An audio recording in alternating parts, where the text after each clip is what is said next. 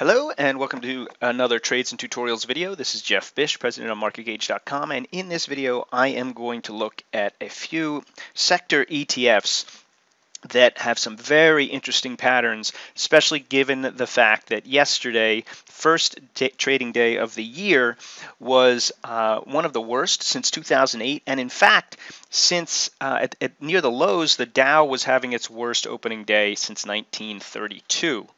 So are we sitting at a bottom here, or is that the beginning of a big move down? Well, I've got some ETFs for sectors that have, as I said, very interesting patterns. So let's take a look at those. But before we do, I want to make sure that you know that you can see these videos at marketgauge.com/tutorials along with more commentary and additional videos. Also, if you're not already following us on Twitter, you can follow us at MarketGauge and at Market Minute. And if you're not already watching this video in HD, you can simply change your settings in the lower right-hand corner and everything will look a lot clearer. So with that in mind, let's get started. So yesterday, first day of the trading year, we're looking at the Qs here, NASDAQ 100 QQQ ETF. I'm pulling this one up first just to illustrate where the markets are. That black line is the 200-day moving average, and probably even more important, we're just at the bottom of a multi-months of consolidation, which is just I would say almost a fraction, 5% away from new all-time highs. So all this consolidation, the market gaps down to start the year. Is this a gap down that is going to turn into a bear market, or was this a head fake because we all got freaked out about China?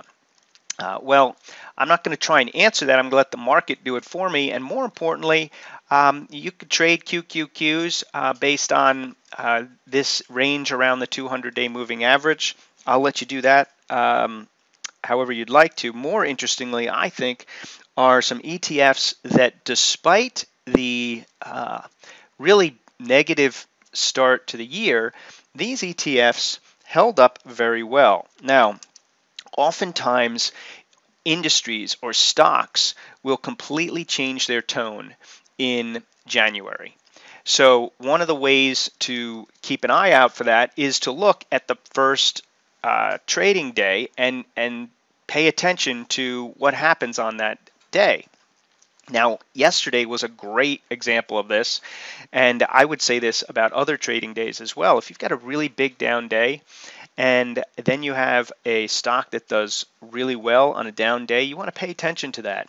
Now, energy has been a dog, and I have admittedly been wrong at times, looking for a bottom in energy around here, around here. I thought this would hold. So no bones about it. I definitely have felt the bottom, the potential for a bottom here before. Now, I'm not actually going to say it's bottom here, but what I will point out, and what I want you to pay attention to, or at least be aware of, is that while the whole market gapped lower, OIH actually closed higher than the prior day. So if OIH gets back over, say, this 27 levels consolidation, this could be an indication of a turn. Now, how high up that turn goes, I don't know, but even if it just goes back up to the 200, that's 32. 27 to 32 is a $5 move on a $27 entry. That's a nice move. Now, what you're looking at down here are triple play indicators. I will talk about those in a minute. And let's also, whenever I look at OIH, I like to look at XLE as well. So what I'd like to see is really both of them turn up and trade up on the year, basically. So up over the yesterday's range and over recent consolidation. So let's round it up to about 61. So that's what I would keep an eye out for. All right, now this is kind of part of what we look at in our January trend trade here at MarketGauge. And if you want to learn more about January trend trade and the power of January, there'll be a link to it right either above or below this video at marketgauge.com/tutorials. And if you do want to learn more about that, there's a live session that's happening today, which is Tuesday, January 5th. After that, if you're looking at this video in the future, then it's probably not going to be available. So that session will look at how we can trade the different steps that trends go through in January to make reversals or to simply reassert current trends. So in this case, we'd be looking at industries that might have indicated, based on a strong first day of the year, that they may change direction. So, but remember, it's not an outright buy because they had one good day. You want to see some follow through here. And then depending on how advanced you want to be with January trend trades, you'll look at patterns going forward. Now the next one is somewhat energy related, but not exactly, TAN. Now I've talked about TAN before in this particular blog segment. We picked up huge volume either down in here or down in here. I don't have the volume on my chart right here. We had record volume down there. So in this case, we were spot on with the turn in TAN. But the other thing that we had in TAN, we didn't have it in the other industries that we just looked at, is we had positive triple play indicators. So this first volume, or this first indicator here, is a price leadership indicator. And when the blue line is over the red line, you've got positive price leadership, a trend that's stronger than just whatever the market's doing for the stock. And this bottom indicator is a similar idea, but it looks at volume and whether or not volume is coming into or going out of the stock in an unusual way. And it's as simple as the top one, which is if the blue's over the red, that's what you want to see. So you can see when we came off the bottom here, both of these were also kind of had retraced back to the red, but they were in positive territory. And now as TAN potentially turns in 2016, these things are already in gear. So that is what we like to see. And that's why I think TAN's particularly interesting. Now, it's been interesting, but yesterday's action really brings it to the forefront. And now, especially if you can get back over this green line here, which is the 10-day moving average. So once again, I'm saying keep an eye on TAN. I know I said it lower, but I don't think you've missed the whole move. Now, the other thing you want to look at with the opening of the year or a big gap down is, what gap down into some really good support that's got a decent trend. So XLP, I think I may have talked about this one in this blog previously too, has really shaped up, and a breakout up here would really have, I think, probably surprised a lot of people and looked really good. We're talking about consumer staples here.